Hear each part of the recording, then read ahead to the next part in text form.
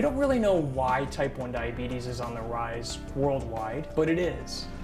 When you go to those parts of the world and you say, I want to see what's happening with type 1 diabetes, they take you immediately to the pediatrics ward because those kids and young adults usually don't survive.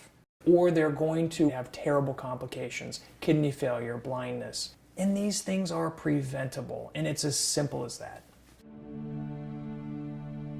By the time I met her when she was 27 years old, it was already at the stage in which she was going to need dialysis. The seeds of Marjorie's fund were planted at that point, watching her die and realizing we wanted to prevent other people from following in her footsteps. She and so many others didn't have strips in order to prevent those types of complications. Marjorie's fund targets adolescents and adults, which is different from many diabetes organizations.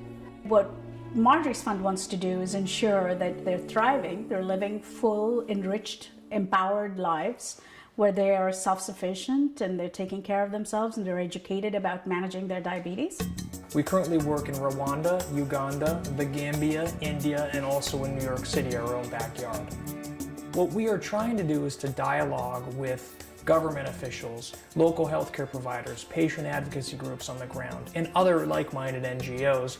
In India, we work with the Christian Medical College in Vellore. We provide support for the type 1 patients. So we provide strips, and then we also follow up with support for social networks.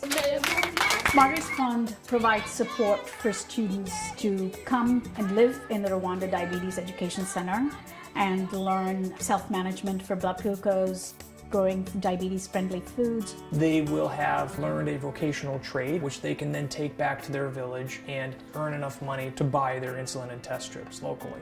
Everybody, when they graduate, is given an opportunity to get seed funding for a small business.